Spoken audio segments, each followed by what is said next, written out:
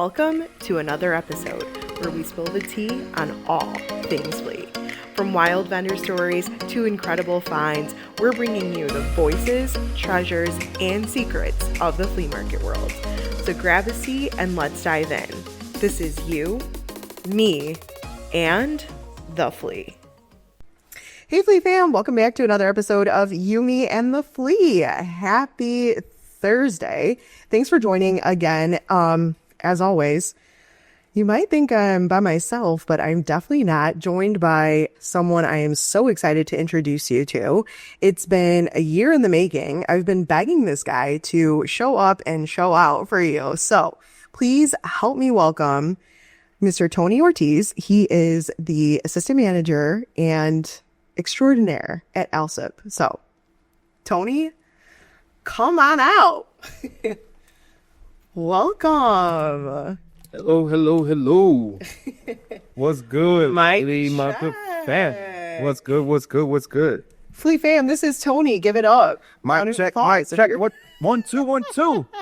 What's up, everybody? If you're driving around to put your drinks up, put your coffees up. We ready? And welcome him there. Let's do it. Let's go with you, Dukas. Thanks so much for finally agreeing to this. I appreciate it. You know, I'm just a little camera shy. That's about it. Everybody knows me. I'm not shy to talk or speak my mind, but no, seriously, to be in front of the camera, you know, it's a little different. Okay, listen, you have such a cool story, so I'm excited to introduce you to everybody and get to know you a little bit better here, and let's roll with it. Yeah, that's what's up. Let's go. Okay, so first of all, did you ever think you were going to be at a freaking flea market? Hell to the no. So to be fair, honest, to be fair, had no idea. Obviously, you know, I've been in administration for such a long time, in the corporate environment to consider myself being in a flea market environment. It was definitely beyond anything that I could have ever imagined. Yeah. Right. What kind of administrative work were you in? So, my previous employer was the ACS, American College of Surgeons. Oh, cool. Basically did a lot of logistical work for meetings and conventions and things like that, cool. And handled committees and that and the like. So Handled the business. Yeah, Back end business. Yeah. I was the administrator for scholarships as well, so I handled over $2.3 million in scholarships for surgeons and stuff like that. So yeah, it was Super cool. Super cool. But you know, when the opportunity of a lifetime comes before you, Yeah. you know, you just got to take it by the horns. And that was definitely what happened with me and Swap. You know, when I was called in and given the tour around the market, you know, God rest his soul, my father was definitely with me. You know, when I tell this story, I tell it basically the same way all the time. I got the call, came in to visit the market to see if it was something that was going to be right for me. There's a catwalk along the top of ALSIP. I was walking along that catwalk and I kind of felt his presence. And if my dad was around, like, he would have rocked it out at the market for sure. Like, oh my God, that's so cool. Because of that, I kind of had chills and I was like, yeah, this is something I definitely got to roll with. And, no, that's so freaking awesome. Yeah. Also too, I mean, similar situation. I just felt like it was like, in my mind, it was like this risk, but so I just like had a gut feeling it was going to be like worth it. I don't know. It was a similar feeling. Yeah, for sure. Had you ever been to the flea market before? So yeah, I frequented flea markets when I was younger, with my father, with my family, especially when I was out in Florida. You know, it was a pastime of me and my one of my best friends, Alfredo, who still lives in Miami. We would go there and, you know, rack up on, you know, whatever we could with, you know, the little bit of money that we had, just to make sure that, you know, we had, you know, some Jumpman gear or some Nike stuff that, you know, we were looking for, anything like that. And it, you know, for us, it was, you know, it was a lot of basketball stuff, right? Because we were basketball players. And so going into the flea market, looking for those things that we could get a really good deal on.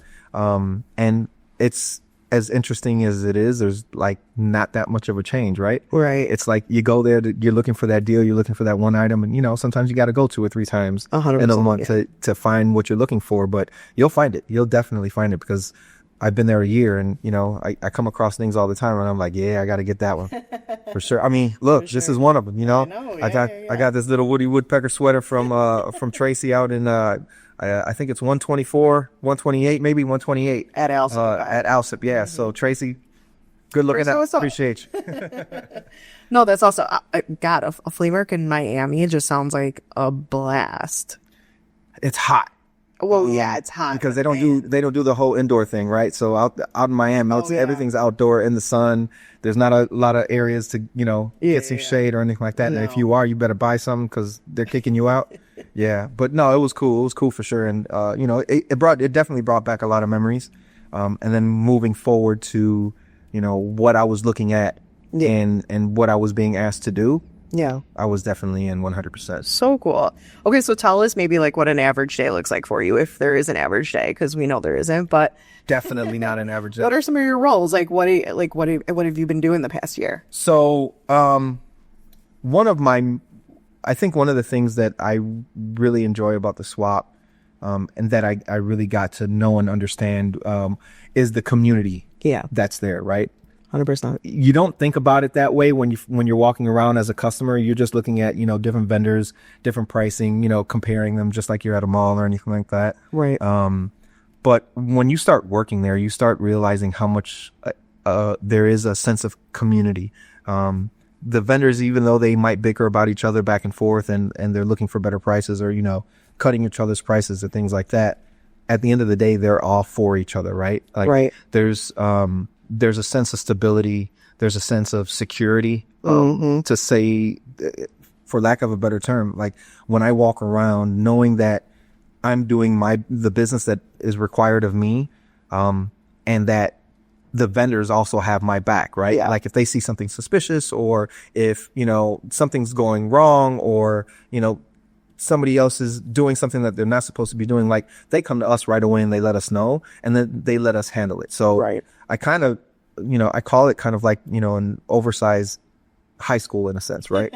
And I'm kind of walking around as like the principal in a sense. 100%. Wait, that's actually a great example.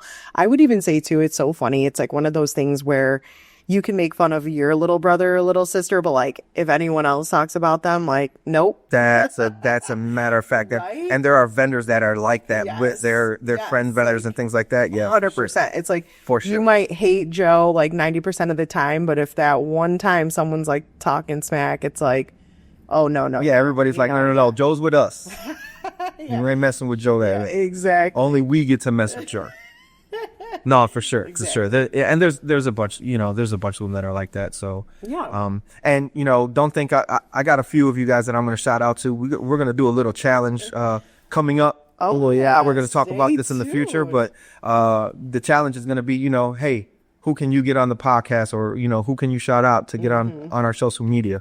Now everybody knows I don't have social media, so you guys can't ask for me to do anything else but this podcast. I just don't do it.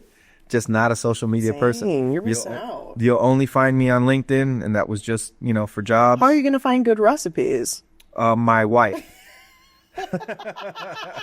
She sends everything to me. So you don't doom scroll? Like, what are you doing? YouTube Shorts maybe, but, okay. Okay. Yeah, well, Swap's on YouTube Shorts. Yeah, you can scroll. That's what I said. But there are a few. I have a list on my phone somewhere, wherever I put my phone. I'll be shouting out to you guys and making sure that you guys are, passing along the buck and asking other people to do the same thing. So let's get it. Okay. I'm very curious to kind of hear, obviously, your job transit, like two different roles, essentially. Mm-hmm.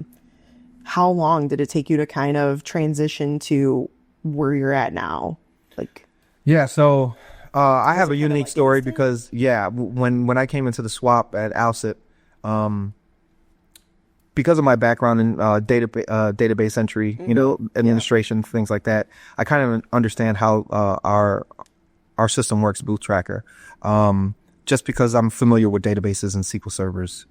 Wait, let me pause. So Booth Tracker, for anyone's listening, I actually have never brought that up. That is a software system that we use that keeps track of all the vendor booths and spaces available, all of their information, etc. So Correct. we track it. So, so it's a huge database that we have.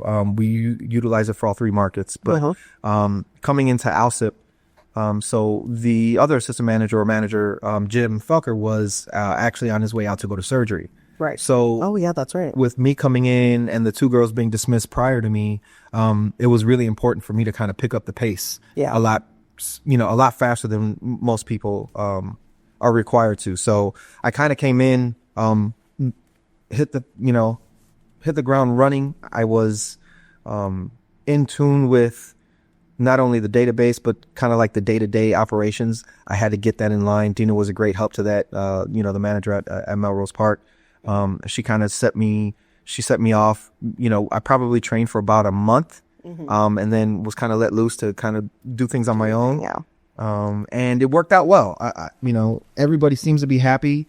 For me, being there a year, I think the biggest part, the most difficult aspect for me has been kind of changing the culture in a sense. Sure. Getting the vendors used to how I see things and how I regulate the market. Not an easy task. Right. Yeah, No, absolutely not. Like I said, being the principal of a high school, now I totally understand it. You want to make sure that you're fair with everybody. Right. But you also have to be strict and pay attention to the rules and move forward with how things need to be run, because at the end of the day, it's a business. Right. And all of the vendors understand that, right? Of Because course. that's what they're all doing, is they're trying to run their own business. Exactly. So because of that, usually you're on the same level.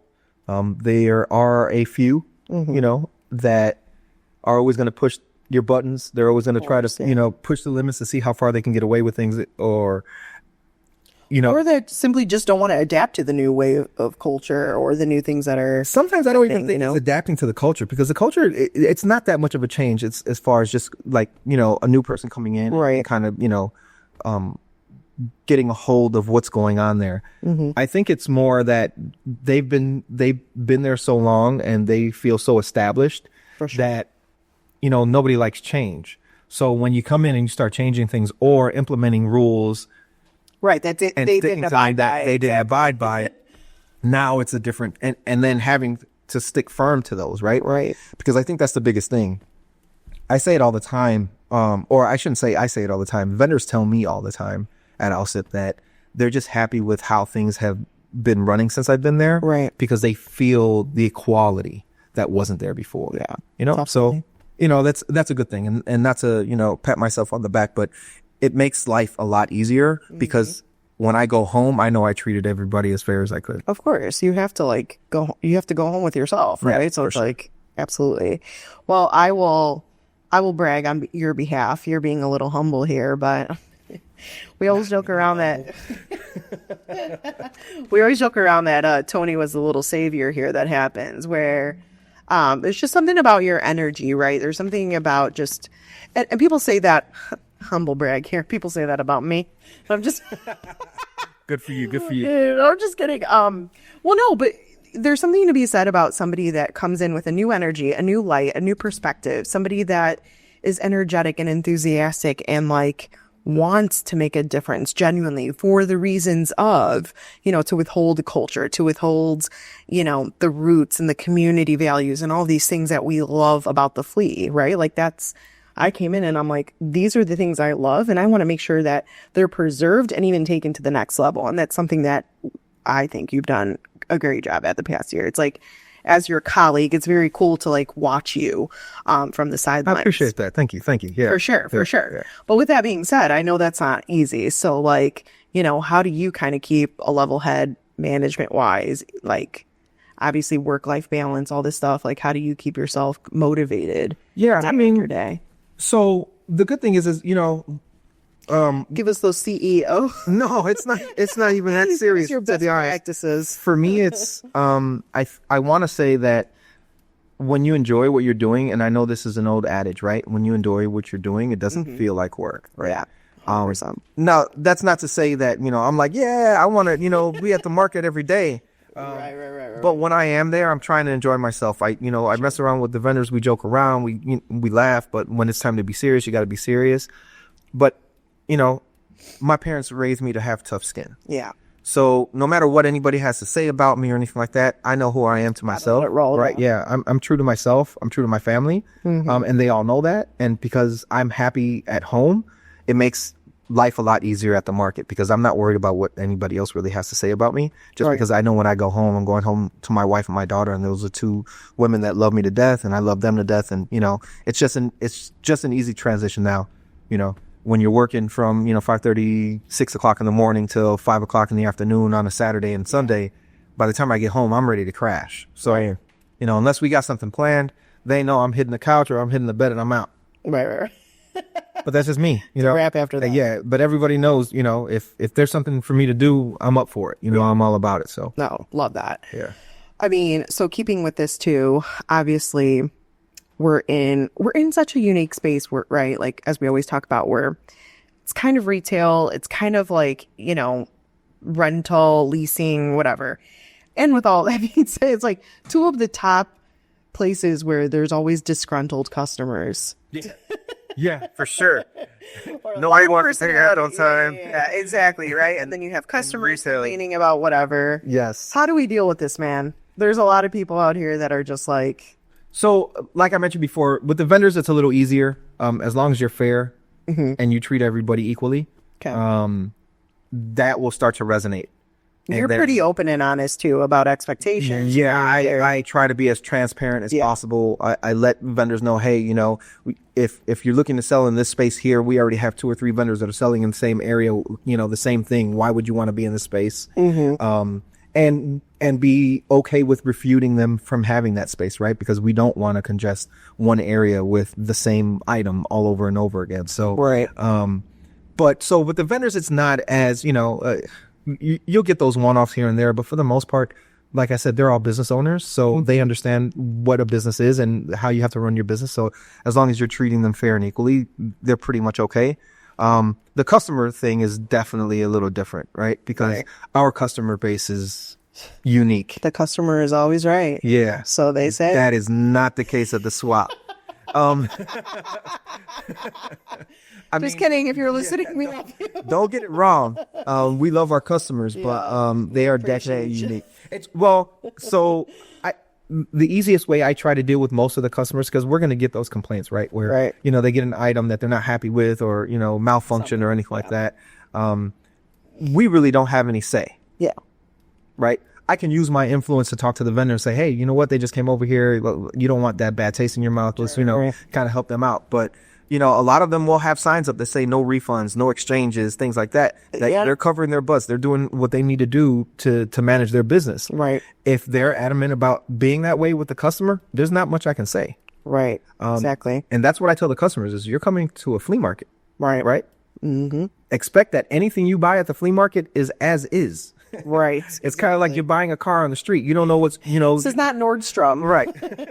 You're not getting a receipt, saying that you can come back and exchange it for 30 days or anything like that. Now, some of them will. Some will. Yeah. You're absolutely right. Well, and the thing is, too, that is always, for me, hard to, I don't understand why it's hard for people to grasp, but it's like, essentially, like, think of us as like a strip mall or a mall. Like, we're the base. So like what Kohl's decides to do in our strip mall or what Dick's decides to do, like, I mean, sure, like, yeah, we're responsible, but at what degree? Like, I can't, you know what I'm saying? Like, it's like, I don't know.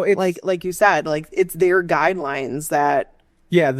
I think the difference is that we're there. Right. Right. So when you go to a strip mall, you don't see management of a strip mall in the strip mall, so because of that, and because we're maintaining the facility as much as we are, because it's a it's an organism, right? Yeah. That thing, if you're feeding it on one end, something's coming out of the other for sure. That's without question. So because of that, we got to keep that body going, right? And that's part of that community that I was talking about as well. Yeah. Is that, you're going to have an unhappy customer, but if you can talk to the vendor because you built a relationship with that vendor or whatnot and get them to kind of see that, that's always a good thing. Like I said, it doesn't always happen, but just being that dean or principal of that space and getting them, because sometimes it's not even about them not wanting to help the customer out. Yeah. Sometimes it's the customer's approach. Right. Right. The customer comes in because they're hot, something's not working or it didn't fit or, change colors or whatever it is, they're hot about it. And then when they approach the vendor, it's all the vendor's fault. It's, oh yeah. Yeah. And if you get them to kind of take a step back and you speak to them separately and then get them to understand what's going on. Right. Usually, and I think that's one of the things I've been able to do when I'm there. Yeah. I try not to let anybody rattle my cage like that. Yeah. There's been a couple of instances, because I'm human, right? Of course. We have feelings. You're right. Yeah. But for the most part, I do my best to, just either separate the parties or try to get them to understand each other's view. Yeah. And once you do that and keep, just kind of keep a cool head. Yeah. As they say, they prevail, right? So, and I try to be the cool head for everybody at the market for sure. You have to be, no doubt. Let's talk employees. How was that when you're coming into, because I know it happened for me even too, right? A lot of the employees that have been here, some of them have been here 50 years, 40 years, 20, 15. And I just remember coming in as a newbie being like, great. Yeah. Yeah. So talk to me about that. And especially like in your position, because you're managing some of these people, right? So talk about vendors like adjusting. I mean, an employee that's been here for 25 years, how do we adjust to that? Yeah. What's been going on in that? So my management style is very fluid in the sense that the way I manage my employees is similar to how I manage the vendors. Right. Being transparent, being equal, showing fairness, but also educating, right? I think that's the biggest part that allowed me to transition so smoothly into my role as an assistant manager at Alsip or at all three markets, right? Is I didn't only come in saying, hey, well, first of all, I didn't come in letting anybody know what my position was. Right. They just knew that there was a new guy on the block that understood how to take payments at the window. Right. But as I did that, and I saw areas of opportunity where I could teach or say, hey, this is what we need to do here. Or how about we think about doing this? Or wouldn't this make your job a little easier? And they started to see that and then realize, oh, this guy's not only here, he's trying to help us out. Yeah, exactly. He cares. Right. Yeah. And then after they realized that I was caring and then found out I was a manager, it made that transition a little easier. A lot easier. Because it was more about, okay, he not only cares, but now he's overseeing what he cares about. For sure. Right? And that, if you ask, I want to say most of the employees there, they know, they can come to me with any of their problems or anything like that. I'll do whatever I can to try to help them out.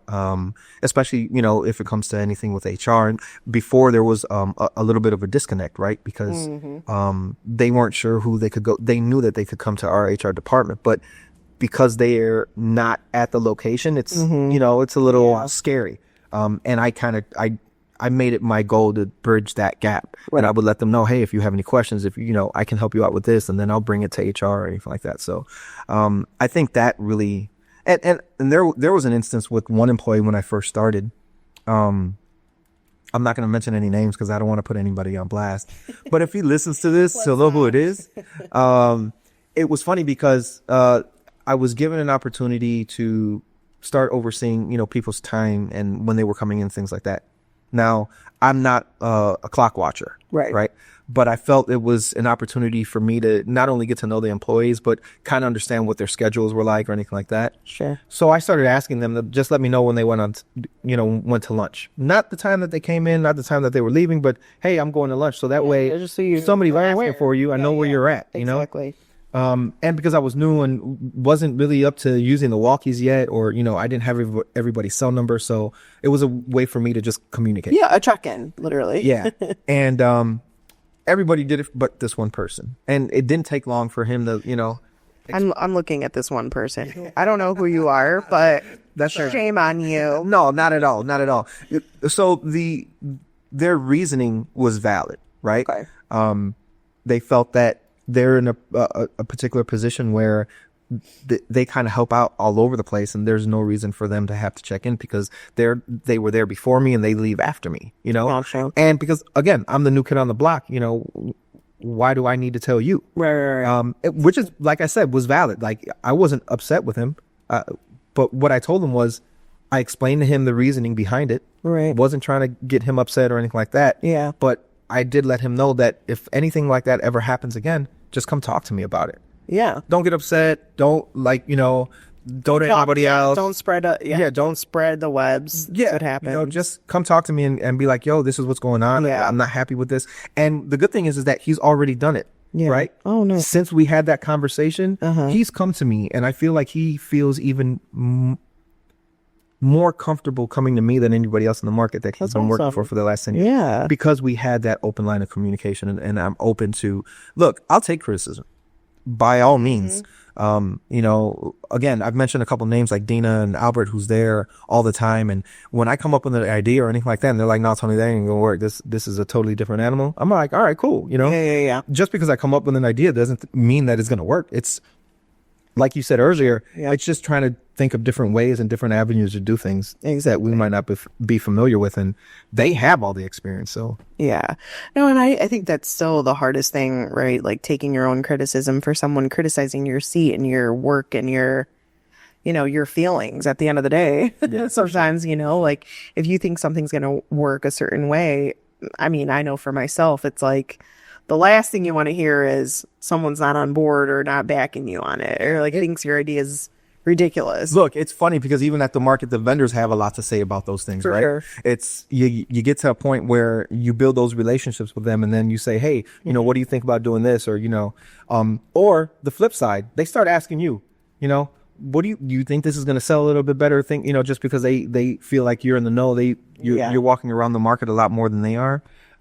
So that's an interesting perspective of how you end up having to deal with that as well, right? Getting the ins and outs of what the vendors are selling, what their perspective is on things, and then trying to guide them through that as well. So yeah, something that we always do too, just because I'm always like recording like different things, right? And I just know like from I'll see things online that I'm always marketing, right? Like I'm always scrolling, I'm always doing this stuff, and I'll see stuff at the market and I'll be like, hey, did you know about this product? And I've done that where I like introduce new things and they're like, no, never heard of it. And then next week they got it and I'm like, that's what's up. Like, so good. Yeah. I'm curious, like if there was something in terms of like operations when it comes to like running the flea market that you were just like, whoa, or maybe it was like the whole beast in itself, but was there something when you came on that you're like, I didn't like just something that was totally new concept, or is it all kind of similar, you think? The one thing that surprised me about is the facility maintenance. Okay. Right? Like that's a huge part of our operations. And Albert does an amazing job at Albert is our general manager, if anyone is listening in. Sorry, for sure. No, Albert oversees all three locations in a sense, especially with facilities. He's just, he's been at the market for almost 40 years now, 40 plus years. He's like one of the OG starters. Yeah. So it's like 45 years that he's been on board, maybe like 50 at this point. And, super, super good dude. But he just like the things that happen in the market happen in his brain before they 100%. Yeah. So he kind of sees things coming, and trying to understand his perspective on things and what is required as far as facilities, right? Like you don't think about it, but something as simple as just keeping the bathrooms maintained. Like, let's just think about that. On any given day of the weekend, on Saturday or Sunday, we could have anywhere between 4,000 to 8,000 people come through the market. Dude, it's like a Sox game or something. You know what I mean? I'm like, yeah, it's crazy. So, and this, at least those bathrooms are insane too. Right. But at least at guaranteed rate, you got one on every floor. You got 5 or 6 of them, we have 2 or 3 bathrooms, period. Right. And yeah, they have multiple stalls, but that's a bunch of people going through those bathrooms and just making sure that, they're kept as well as they can be, that they're all running and things like that. It's, that type of thing. And, not that anybody needs to know this, but we also maintain all of, this like snow plowing and things like that. And that's so great. All of that's huge, right? Like I remember seeing the Bobcat and the truck for the first time. And like, I'm a big fan of, Gold Rush on TV. I like all that fabrication stuff. And I saw one of those. I was like, I couldn't wait to get, I felt like a little kid with a Tonka truck. So Yeah, for sure. You know, too, and even just like, I've always been in positions where, you know, more on the corporate side, but not knowing a lot of the other departments, right? Or in what they do, right? Like, it was always very high level. We always worked with other departments, but not so in depth. Well, here, I'm very much so like, you know, they'll either ask me for opinions or whatever. And so it's things like fire inspections, like going off of like building maintenance. I'm like, oh, things that were so beyond me. I'm just like, oh yeah, we have to do that for sure. Or, you know, Yeah. ordinances and things like that. You know, I can say one of the things that actually really surprised me that I wasn't ready for was the influx of people who are looking to be entrepreneurs. Yeah. Right? That's very, You know, at any given moment when I'm at that window, we'll have 4, 5, 6 people come up at a time Yeah. asking, hey, how do I get a space? You know? Right. And then we kind of walk them through the process because it's not difficult, right? You really only need your ID, a good vision, and, you know, something to sell. Yeah. And a hustle. Right. And a hustle. Yeah. But with that goes the hustle. And I think that's where a lot of people lose what the market is all about. Yeah. Right? You could be selling rocks, but if you're out in front of your space and you're talking to people, and, yes, We actually do. they do so. Gems. Yes. Crystals. Crystals, there you go. But if you're out there selling your item, you're hustling, you'll make money. I know. You Right? You definitely will. But if you're going out there and you're putting your stuff out and it looks pretty and everything, but you're sitting there and you're just on your phone, Oh, and yeah. you're not engaged with the customers that are walking by, Yeah. you know, you're doing yourself a disservice. 100%. I was just going to say, like, there's even people at like our Ashland location. Well, they're just throwing piles of clothes on the floor, but they're so engaging. They're yelling. They're like, they got music on, and it's like, they didn't set up anything. They just have their, but it's just that connection. Like, he's like, you know, talking to you, and man, it is, and you can't help but go through that pile. You want to see for $1. why is this guy so happy? Exactly. What's in this pile that's making What's in this this pile? Absolutely. No. Okay, what is something that you're proud of that you've like accomplished in this year? It could be like, you know, on the personal side or, you know, on the professional side, but you got a year under your belt. How you feeling? So, one of the things that I'm proud of, and you alluded to this earlier, was just the change that I was able to make, not only financially for the market, Yeah. but then also, as I had mentioned, you know, as far as the culture at the market, right? Those two things for me kind of went hand in hand. I tell my wife this all the time, and anybody who kind of talks to me about my position, I didn't come in doing anything special. Like, I really didn't. I didn't have like a plan. I came in being me. Myself, yeah, Right. yeah. You know, I came in being me, but, you know, being strategic in how I wanted to place myself within the market, and then staying consistent. And I think that's what was missing more than anything, was just somebody that was there that was constantly consistent. Right. And because I was able to do that, things just kind of turned around naturally for me. Yeah. I know, I think so too. You know, and it's interesting you brought up like the principal aspect, and there's just so many other things that go along with that, right? Like the empathy component, and just like always like teaching yourself and all this stuff. Like that role specifically just touches my heart too, because no kid is the same. No grade is the same. And that's kind of the same situation here. No vendor is the same. We have, especially even from a marketing perspective, it's you know, a lot of avenues, whether it's like tech or, you know, more specific industries, they have a very clear path of their target audience. And at the Flea, as you know, it's like you can have a vendor that's 88 years old, like right next to a young kid who's like 16 running something for his parents next to, you know what I'm saying? So it's like, Absolutely. you really have to understand not only different age groups and genders, but like, you know, different demographic, like cultures and ethnicities, you know, it's crazy. Yeah, no, I agree. Love it. 100%. Yeah. I mean, that's what makes that's what makes it hard. That's what makes the market fun too, though, right? 100%. It's like you're walking around and being able to deal with all of those different demographics. It makes it easy, makes it fun, Yeah. makes it difficult. right? It's all of it. Yeah. Because it makes it easy because, you know, I'm the type of person, you know, I'm definitely a people person, right? So I'm walking around, I'm talking to everybody, I'm trying to relate to everybody, Right. you know, but it could also make it difficult because as you build those ties and those relationships, the people who aren't as extroverted or aren't doing the hustle, Right. they see that and they feel like, well, they're missing out. And it's no, you're not missing out.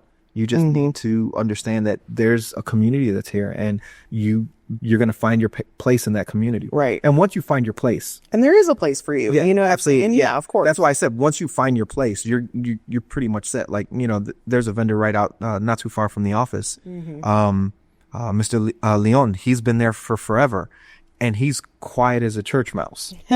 Right. But he's set his business and he's not going anywhere anytime soon. He said he loves what he's doing and his customers come to him and, you know, word of mouth for him has been, you know, how he's maintained. Yeah. So good for him, you know, and like I said, I don't really have that much of an engagement with him, but when he does come to the office thing, I'm very respectful, very mindful of, you know, how he wants to run his business. And that's what you got to be. And, you know, a lot of these names pop up in my head. It's funny because I'm so much more of a people person than I am like the business side of things. Sure. That I remember people's faces and names more than the spaces that they're at. Yeah. Right. Which on the flip side of things, it's always been, you know, you remember the names or you remember the numbers of where they're at. Right. Because that's very interesting. Because those people can, you know, those numbers, the people in those spaces can always change. They go to a different. So for me, it was more important about trying to remember all of the names. Right. Same. I'm like, well, first of all, I'm a directional person where I'm like, you know, the guy in the corner and then 4 down. I am not a numbers girly. But I think that also speaks to it. Like, they're not just numbers. You know what I'm saying? Like, and some people do that where it's like, oh, 408. It's like, who is that? You know, especially, I mean, I love that you say that because I know you and I know that you take the time to figure out who's in space 408 because it's not just a dude. Right. So anyways, that's really cool.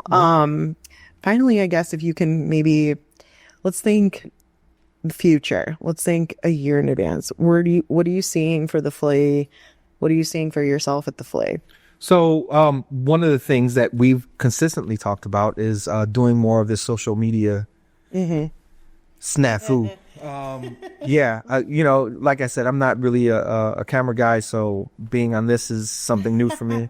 Hopefully you guys enjoy it. I know I've been talking about myself a lot. We all know I love to do that. But yeah, you know, Tony, I don't know. You might get an employee. They might be like, bring that guy back. Well, let's see. Hey, no, I can always. No, Welcome back to jail. Yeah, but let's keep this momentum going, right? Sure, it's more about like, so one of the things I wanted to do, and I'm going to call out, actually, you know what? Because I said I was going to do this earlier. Oh yeah, let's hear it. I'm calling out a whole bunch of vendors because they know that this is what I was trying to do. And similar to that, what is it? The ALS challenge, the bucket. Yeah. It's the ice bucket, ASL, ALS. The ALS challenge, the ice bucket challenge. I'm calling out a whole bunch of vendors. Wait, did you ever do that? No. You did that on social media, girl. Oh my God, that was like 10 years ago. I'm not on social media. Ever. I didn't do any of that. That is anyway, ridiculous. I knew about it because it was all over the place, but back to my list. So I've talked to a lot of these people already, so they know that this is coming. Oh, okay. Okay. But I'm legit doing this right now. It's going to be Christina's job to edit every time I call out somebody, so I'm going to do it with some time for you to edit. Oh. Yeah, because I'm trying to think outside the box with this. I'm gonna put it all in one. I am. All right, you can do that too. Sorry, all the people. So I keep sharing it. So Ed in the Great Hall, space 451. Ed, Mr. Hart, Ed. calling you out. Miss Lisa Dudley selling those Pokemon cards. Lisa Dudley, where you at? 228. Pokemon cards, okay. Yeah. She got Pokemon cards, baseball cards. Ed sells a bunch of T-shirts. He made your own T-shirts. He also has a bunch of his own quotes, which are hysterical. So go see them. Oh yes, I do know. Ed has a big following. Yeah, yes he does. Yes he does. That's why he needs to be called out. Let's go. Jeff Bates does some stuff similar to what Ed does out in Space 272, and his brother Rick Jones, Casanova Fontaine. Are we still in in a band? No, I got we got Big Edward. We got Mr. Bedreddine, or we call him D, space 143. Okay. And space 567 in the Gray Hall. He sells a bunch of clothing. Clothing? Good, yeah. A lot of Kind hip, of clothing. a lot of that new hip clothing that, essential, all that other stuff. Yeah. Okay, so like the fun, vibey clothing. Yeah, for sure. What all the kids are wearing. Then you got Miss Angelina Rivera out in space 237. She's selling a lot of home good stuff, a lot of stuff from, like CVS and Walgreens, all that stuff that you like get the ads seen on TV. Yeah, the stuff. Yeah. She's real good about that stuff, man. So calling you out, Marcus in space 84. That's our one barber that's out in Alcid. Mark, man, he turned me up the other day. I was happy. Because, sometimes I can't get, because, since I work on the weekends, my barber ain't always available during the week. So, wait. So Marcus gives the fresh fades. Marcus gives the fresh fades, a nice lineup. Yeah, he was out there doing it. So, we want to see those lineups, Marcus. We got our techie guy, Bart, out in space 553. Bart, if you see this, I know you're older like I am, but we need you to move this along, sir. Bart, let's go. Yeah. Miss Jessica, space 61 with her little perfumes. Oh, okay. She hit up, she gave me a nice little gift from my daughter when I first got there. And I love that. So, we love a good little perfume. I got a purse perfume. I got a home perfume. I got my nice perfumes. And then, last but not least, I'm going to call out the Serrano brothers because they're right in front of the office. We're always messing with them, Ed and Lalo. I know Ed has his own social media thing going on and stuff like that. He's always promoting his ponchos. So, Ed, this is for you too. Okay. So what are you challenging these people? What are you calling them out? So basically what we want you to do is go ahead and challenge your other fellow vendors, right? Let's get the word going about the swap. Let's try to promote more customers to coming in and visiting our spaces and letting them see what swap is all about. So, just like that, the ice bucket challenge, just call out your swap vendors and tell them, give us a shout out on either swap so we can all see what's going on. Tag them. Whatever you do, subscribe, like all that other good stuff. I said I'm not on social media, so I don't know, but I hear it all the time, so I'm gonna use it. No, but here's the other thing. Like, these people sound really freaking fun, so we need them to get in the seat over here. Yeah, let's do it. So everybody I mentioned on there, except for I think Bart, has given me permission to call them out and said that they would be willing to come on the podcast. Okay, so let's do it. I want to hear from all these people. I want to hear about barber fades at the Flea. I want to hear about perfume selling at the Flea. Let's do it. Let's do it. And they all know because I've already talked to them. So you being called out, make sure you listen. Huh? You do not want to. This is Tony's good. These people are on Tony's good side. I can't imagine if someone was on your bad side. No, you'd be like, listen. Yeah. Or we'd be out here airing some laundry. People don't want to be on my bad side. Those people that are on my bad side, they know who they are for sure. Okay, well, anyways, I hopefully challenge accepted on their end, and I'm going to be looking out. So yeah. So, but you need to clip that little part of me challenging everybody. Yeah. And send that over to all of them. So I'll give you all their handles and stuff like that, and we can get there working. Love that. Well, Tony, any final thoughts? Anything you want to say? Yeah, no, just come visit the swap, man. You know where we're at. Alsip, Melrose Park, and 43rd and Ashland. Yeah. It's always a good time. Plenty of food, plenty of things to see, plenty of things to buy. Wow. And if you got any questions, you know where I'm at. Tony at Swap-O-Rama.com. Tony, I've been saying this for years, my friend. So yes, what Tony said, repeat, like, comment, subscribe, share, all the things. And we'll catch you here next Thursday. Bye. All right, Swap family. I'll see you.